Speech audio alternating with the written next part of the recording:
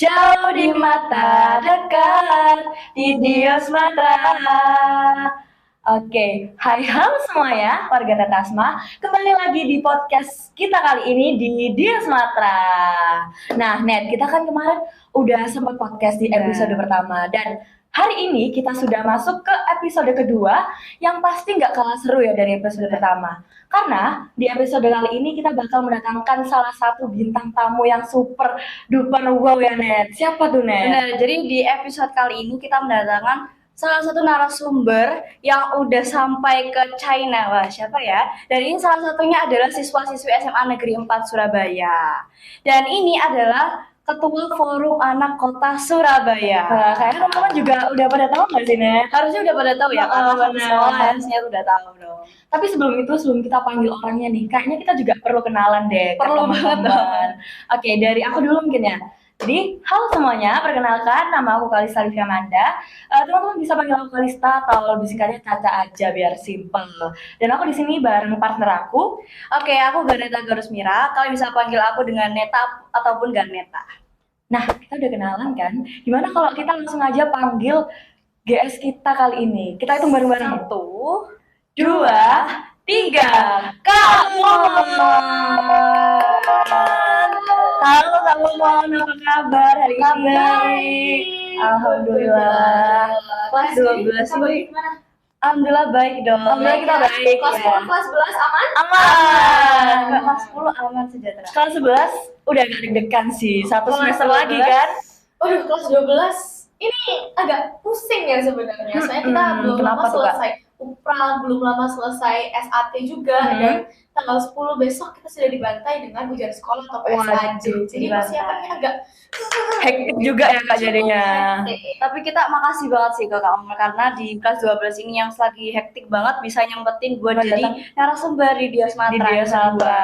Aku Terima juga kasih banget. Terima kasih banget karena sudah diundang ke Dio Sumatera. Itu sebuah sesuatu yang sangat berharga buat aku karena akhirnya aku bisa sedikit eksis di sekolah. Udah kelamaan eksis di luar ya. Iya, ini udah saatnya di dalam sekolah.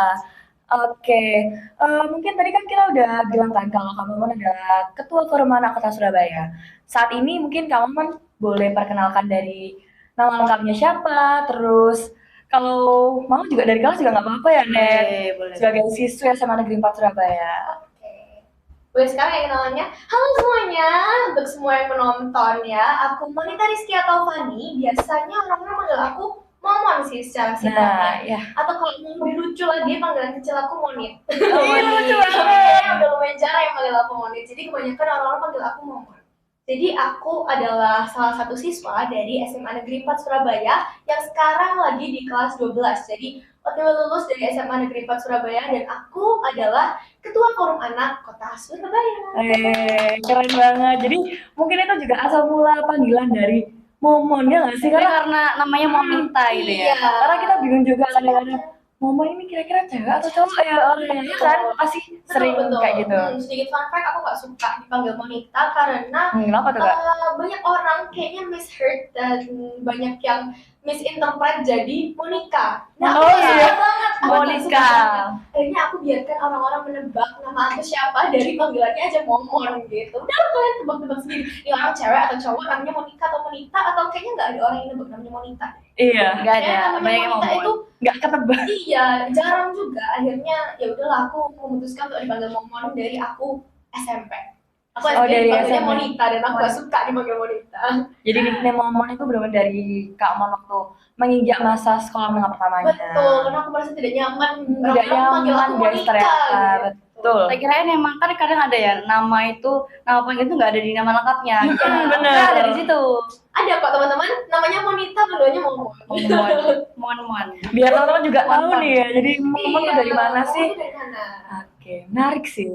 Jadi Kak Momon itu cewek ya teman-teman. Cewek ya teman-teman. Kan cowok ya. Klarifikasi juga ya di Dio Sumatera. Betul.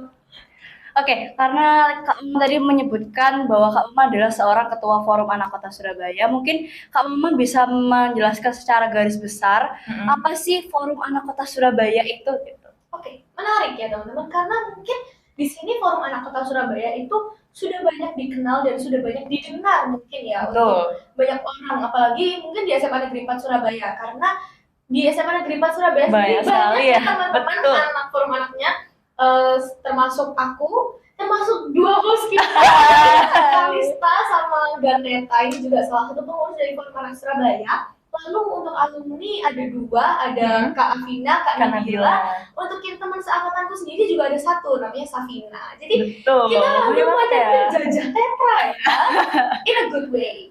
Nah, Ya. jadi Forum Anak Surabaya itu adalah forum yang dibangun tahun 2008. 2008. 2008 nih, lumayan Baru lama lahir ya. nggak sih kamu? Baru lahir, Itu tahun lahir. lumayan lama, dengan tujuan untuk menjembatani aspirasi anak-anak di kota Surabaya kepada pemerintah. Jadi kan di sini biasanya banyak ya anak-anak yang mikir kayak, duh aku punya ide segini banyak, aku punya aspirasi segini banyak yang belum tersampaikan ke pemerintah karena aku nggak punya koneksi. Aku nggak punya nih wewenang untuk menyampaikan aspirasiku ini ke pemerintah. Kira-kira gimana ya? Nah, karena itulah dibentuklah Forum Anak Surabaya, di mana kita itu akan menjembatani aspirasi anak-anak di kota Surabaya kepada pemerintah. Gitu teman-teman. Jadi di sini Forum Anak Surabaya itu menjadi teman atau penjembatan teman-teman yang ada di rumah yang lagi nonton, karena teman-teman semua ini masih anak ya, di bawah 18 tahun. Jadi fun fact, anak-anak itu adalah orang yang berumur 0 sampai di bawah 18 tahun. Oke, jadi kita bertiga kayak masih termasuk anak-anak ya. Jadi mungkin orang-orang mikir kayaknya bukan anak kecil, emang bukan anak kecil, tapi masih anak gitu, karena masih di bawah 18 tahun. Nah, anak-anak ini butuh hak yang dipenuhi gitu. Betul. Dan salah satu haknya itu adalah aspirasinya didengar. Partisipasi ya teman-teman. Nanti kita akan bahas lebih lanjut tentang klaster hak anak. Nah, salah satu hak anak ini adalah dapat berpartisipasi, atau sesimpelnya haknya dapat didengar gitu. Haknya dapat didengar ya otomatis dengan cara menyampaikan aspirasi. Nah, karena banyak orang yang merasa aspirasinya mungkin kurang bisa didengar karena dia tidak punya wewenang. Nah, di sini forum anak lah yang bekerja. Gitu. Keren banget Jadi ya. perannya ini cukup banyak ya buat cukup anak-anak. besar impactnya buat anak-anak di kota Surabaya itu. Terus karena tadi sudah bahas seputar tentang Forum Anak Surabaya, sekarang kita pengen tanya sih, kenapa Kak Momon pada akhirnya memilih Forum Anak Kota Surabaya sebagai jembatan Kak Momon sendiri untuk menuju kesuksesan ya mungkin bisa diceritain kenapa harus Forum Anak Kota Surabaya? Lagi pertanyaan menarik nih teman-teman, karena dulu pas aku masuk Tetra, kakakku alumni Tetra juga.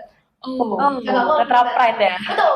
Jadi pas aku masuk Tetra, kakakku langsung kayaknya punya feeling aja, deh kamu mau masuk apa gitu, maksudnya kayak jadinya mau ikut ekstrakurikuler apa, mau ikut organisasi apa. Dan aku dulu di SMP wakil ketua OSIS. Jadi mungkin kakakku udah punya bayangan kalau misalnya anak ini harus berkelana nih kemana-mana, makanya kakak udah nanya, kamu mau masuk kemana? Terus aku sempat kepikiran masuk OSIS nih kayak kalian-kalian. Tapi setelah dipikir-pikir, jarak rumah aku dan ke sekolah itu lumayan jauh. Sedangkan OSIS itu sepertinya punya butuh waktu yang lebih banyak ya teman-teman untuk berada di sekolah. Aku rasa aku pas itu belum cukup mampu untuk nge-advise diriku untuk masuk ke OSIS, karena aku ngerasa oke, rumahku jauh, aku akan capek di jalan, aku akan capek di apapun itu, bolak-balik gitu ya, bolak-balik, dan aku juga akan lebih pusing nanti kalau misalnya aku ada PR yang belum selesai dan aku masih punya kerjaan-kerjaan di OSIS. Jadi aku berpikir long term-nya, aku berpikir di kedepannya, kira-kira aku akan mampu nggak ya kalau ikut OSIS. Dan kakakku sendiri menyarankan kalau kamu merasa kamu belum bisa, maka jangan. Nah, oleh karena itu aku tidak ikut OSIS teman-teman dari kelas 10. Padahal aku pengen banget karena memang dasarnya aku anak organisasi. Dan di SMP pun aku juga ikut OSIS. Jadi aku mikir kalau SMA aku nggak ikut kayaknya kok sayang banget, kok eman pol ya aku nggak ikut. Tapi udah, awalnya aku nggak legowo. Pas teman-teman aku daftar OSIS, mereka nanya, kamu nggak ikut tak? Enggak.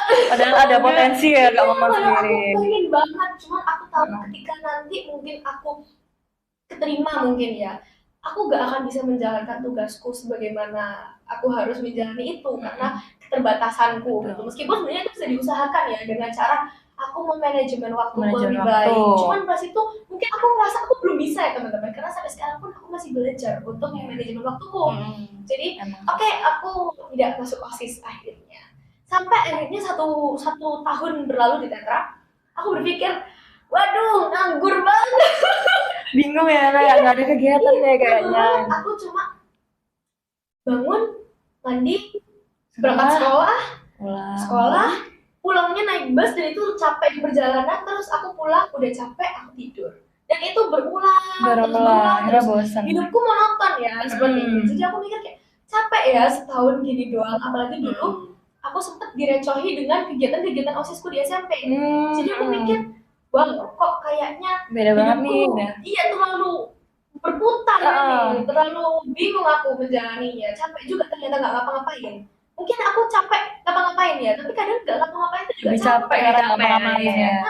Kayaknya aku kepikiran, ngapain aku ini, aku harus What should I do iya, gitu what ya. should I do biar aku bisa at least gak ansos lah, karena aku ngerasa dulu pas aku kelas 10 aku ngerasa aku gak punya teman, karena satu mungkin gak cocok sama teman-temannya, kurang cocok, kurang bisa beradaptasi, dan itu mungkin salah satu alasannya, salah satu faktornya adalah aku tidak membiasakan bersosialisasi lagi gitu.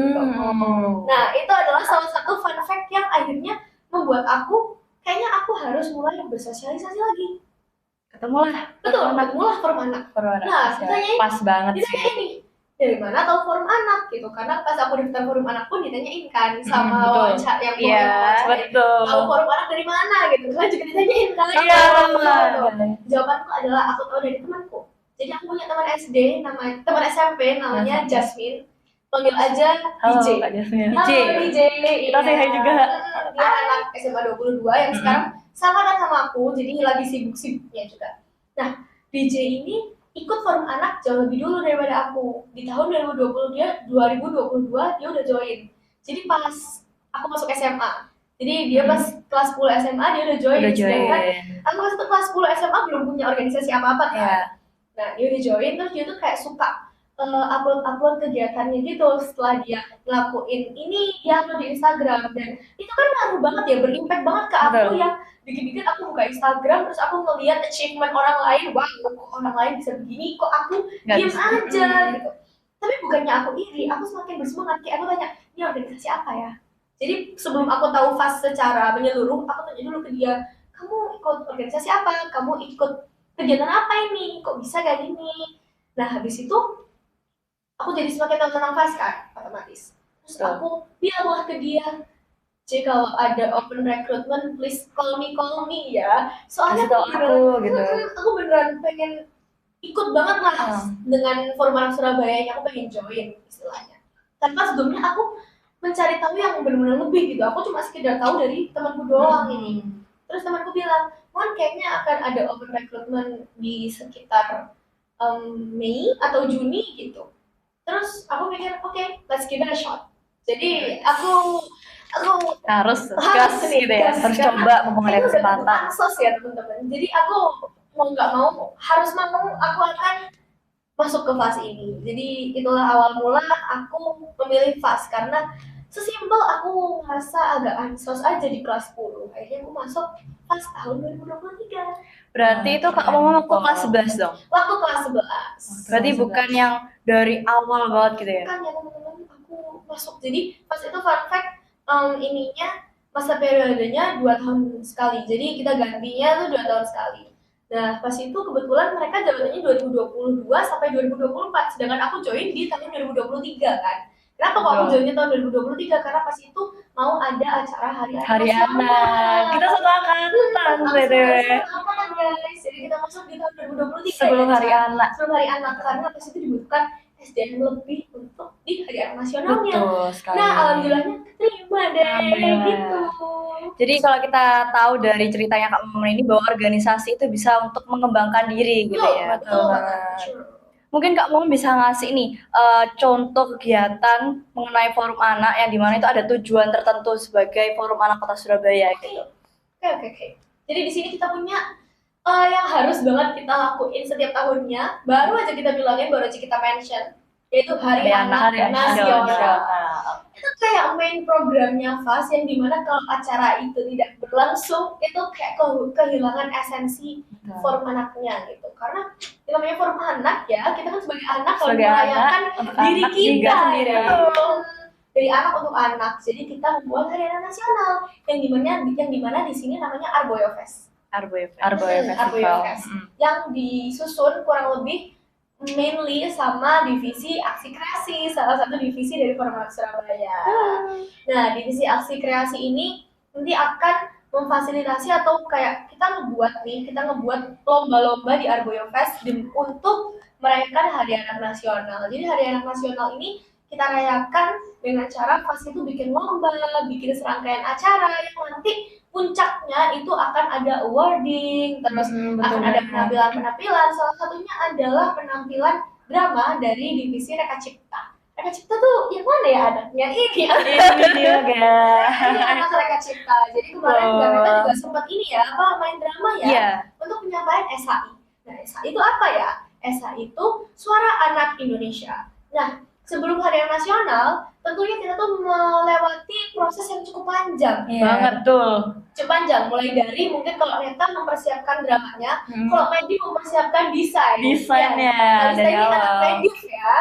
Kalau aku sebagai ketua atau aku disebutnya Tri Mahesa karena aku punya ketua 1 dan ketua 2, kita di sini ngepantau progresnya nih teman-teman, dan kita ikut rapat sampai pulangnya malam itu demi untuk HAN. Nah, salah satunya adalah kita punya salah satu rangkaian sebelum kita ke Hari Nasional, yaitu Suara Anak Indonesia, yang dimana kita ini merajut asa dan aspirasi anak-anak di kota Surabaya demi suaranya itu nanti bisa kita sampaikan ke Bapak Wali Kota Surabaya, yaitu yang kita sebut Ayah Eri Cahyadi. Kapan sih nyampeinnya? Ya pas drama Hari Nasional di sesi drama itu.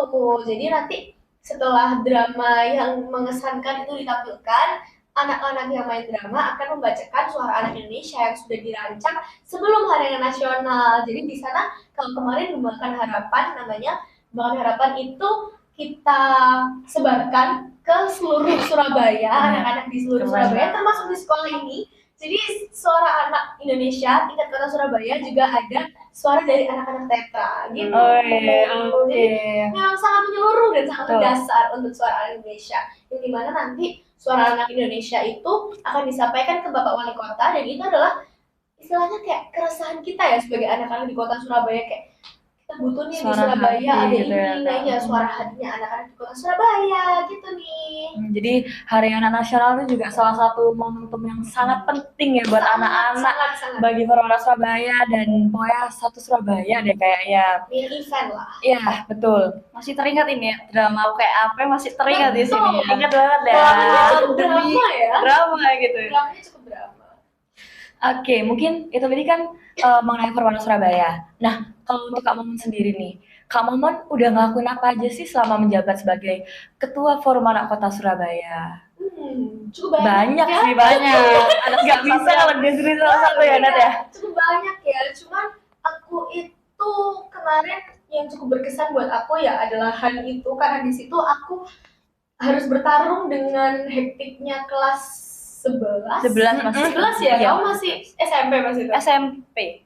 Kelas 10 Baru kelas 10, nah itu berarti aku peralihan ya dari kelas 2, baru ke kelas 12 itu. Jadi aku harus bertarung dengan hektiknya kelas 12, dan itu masa-masa dimana tiap sore itu kita nggak langsung pulang ke rumah, tapi kita ke kantor DP3 PPKB, Dinas Pemberdayaan Perempuan dan Anak, Pemberdayaan Perlindungan Perempuan dan Anak. Dan di sana kita rapat sampai malam, pulangnya jam 8 sampai rumah jam 9 malam. Ya, itu adalah salah satu yang berkesan buat aku, dan itu adalah salah satu event atau program yang cukup bikin aku bangga, karena akhirnya program itu juga yang membuat nama Forum Anak semakin dikenal. Karena di sana lomba-lombanya tuh cukup menarik ya teman-teman. Salah satunya ada lomba English Debate. Yang sangat menyesuaikan. Kerennya anak tetra menang, coy. Aku tahu, keren banget. OSIS Adara. Adara. Timnya Adara dan tim. Adara dan tim menang di Harapan 3. Itu untuk lomba English Debate tingkat kota itu cukup oke banget. Cukup oke banget. Dan di situ aku jadi bangga ya akhirnya dua instansi yang aku naungi bisa menggabung Bisa menembus. jadi satu. Kayak nyata teater banyak anak yang Sangat berpotensi ya. Betul. Oke, luar biasa sekali ya.